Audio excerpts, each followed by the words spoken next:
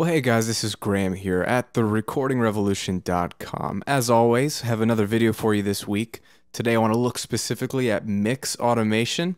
So if you're using a DAW of almost any kind, you probably have access to automation. And automation is exactly what it sounds like. It is the ability to automate certain parameters in your mix. So for instance, if you want a compressor to kick on the bass guitar, but only in the choruses and not in the verses, you could automate that compressor to do that. Or if you want to automate the levels of the vocals, if they're a little too quiet on a couple of words, you can have the fader automatically turn up just for those few seconds and turn back down. Obviously, mix automation is super powerful on really nice expensive consoles. It was super helpful and expensive, and now in platforms like Pro Tools or Logic or Cubase or what have you, you can actually automate everything, and it's super cheap. But what I want to show you real quick is just simple volume automation with one specific example that I was mixing on last week, and that's just with overall drum level.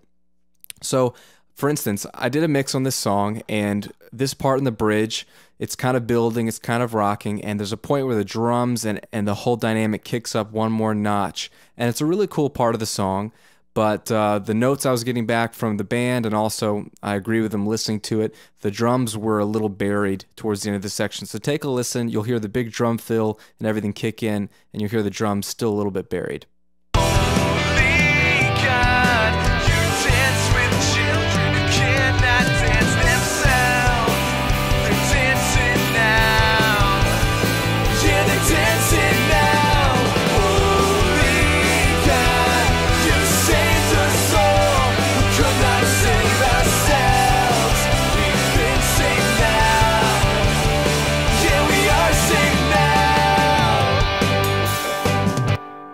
So this whole section right here, this second half, big snare fill, that's where they really wanted it to kick up a notch. So I have multi-track drums, obviously, and then what I have, these two tracks are my drum groups. I've got all the drums routed to this stereo aux or bus right here, called drums. So the fader controls all of the volume of all the drums, and I also have a copy of the drums split to this track called Slam for some parallel compression.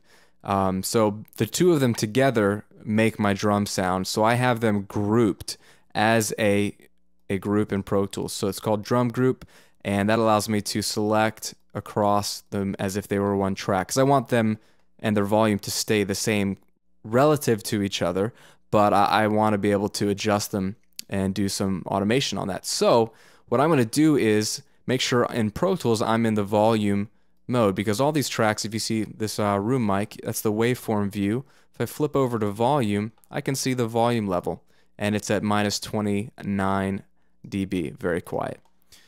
Well, in the drum groups, they're already showing me the volume lanes, so what I need to do is just automate that. So I'm going to zoom in. Right here is where the drum fill kicks in.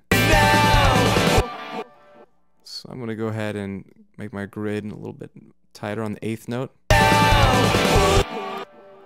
And in Pro Tools and in most of these DAWs, you simply can select the area you want. I want that whole area to be louder.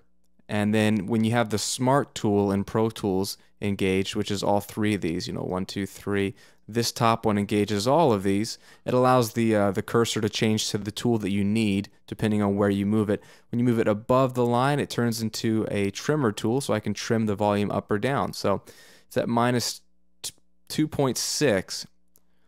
I'm just looking at the volume of one of the tracks, since the two of them are going to be different, but they'll move together. Minus 2.6, I'm just going to crank that up to about 1.5 dB. So I'm cranking the volume a little bit. And then I know that this fill, I'm going to make that just a hair louder just when it's filling, because that's going to stand out. Minus or 2.3 dB. And then what I'm going to do is, instead of being an abrupt, I'm going to have the volume swell up right there. And then again, I can click and drag and have it. This is the crash. and I don't want it to just abruptly go down, so I'm just gonna have it crash and it just fades back down to the initial volume that we had. So let's take a listen.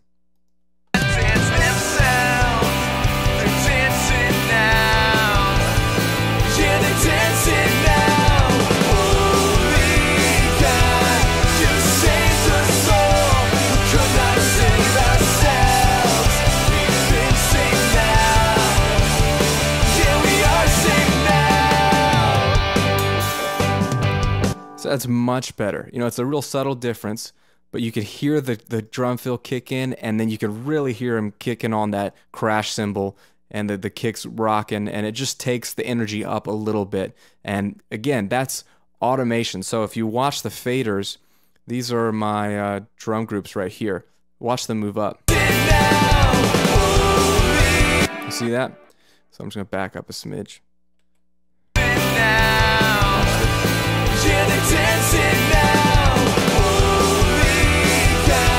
So yeah, so it's just automating the fader rides, and these volume lanes just control what the fader does. So I could have done this in a manual mode. So if you're in Pro Tools or even in Logic, these other programs have a similar feature. You've got an automation mode here, and you just set it to touch mode. And then when you press play, you click and drag the fader wherever you want the volume to be, and then you let go. So we can do that as well. If I get rid of this automation lane, so we're back to the way we were. Make sure that my drum groups are in auto touch mode. I'm going to press play, and when I click and move the fader, it's going to remember what I'm doing. And when I let go of the mouse, it's going to stop recording automation. So let's give it a whirl.